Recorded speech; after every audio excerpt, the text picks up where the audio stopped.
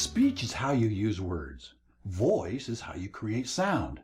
To your audience, whether a single person, a small group, or a large gathering, your voice is a part of who you are and what you believe. As a leader, it is your voice that can influence others more than the words you use or even how you use them. Your voice is a bigger and more important part of your presentation than you may ever think. With your voice, you can mumble, whisper, or shout. You can roar, suggest, demand. You can state, announce, assert, declare, and affirm. You can question or be emphatic in your statement. With your voice, you can offend, criticize, demean, or build up, encourage, and comfort. Think about it. Just from the sound of your voice, your listeners will make judgments about your attitude toward them and the ideas you're presenting. They'll judge your sincerity and your credibility in part by your voice. This then will affect how they respond to you and your message. You remember our work on upending. The proper use of your voice can emphasize and strengthen every message you deliver, or, if used improperly, can create doubt, misgivings, misunderstandings, and outright mistrust. Now, we've all sat through a meeting or a presentation where the presenter's pitch, volume, rhythm, and timbre of his voice never fluctuated. He was speaking in a monotone, and I would dare bet he lost you somewhere along the line. A monotone suggests to your listeners that you have little invested in them or in their message. It suggests you really don't care much whether or how your listeners respond. A monotone provides little points of emphasis, the kind that helps you understand the message. When you speak, make certain you supply those points of emphasis by making your voice more expressive. An expressive voice pauses, quickens, changes pace, lowers, and rises both in volume and pitch. It carries emotion ranging from certainty to doubt, surprise to assurance, and delight to plain old disgust.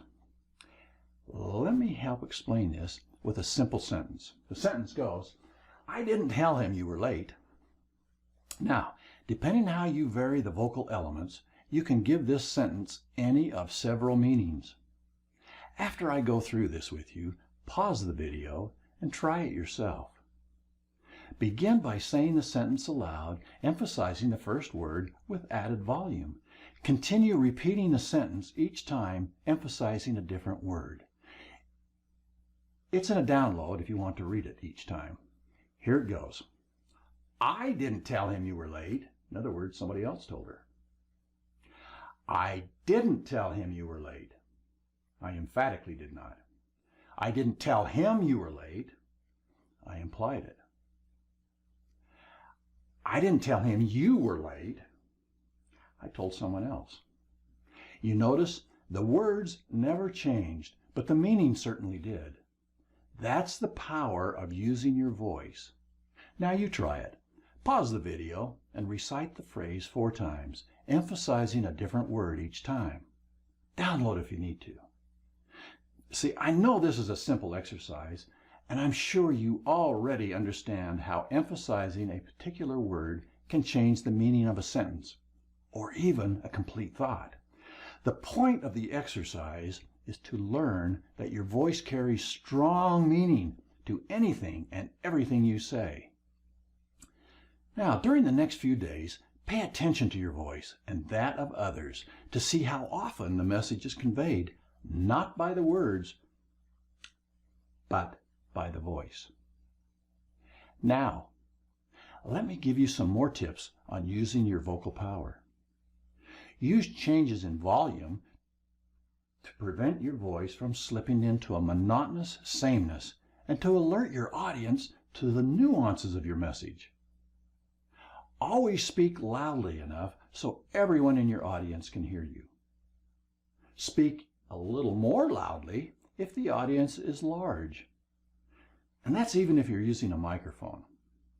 You know, microphone use can be tricky, so if you're going to be using one, if at all possible, practice with it ahead of time.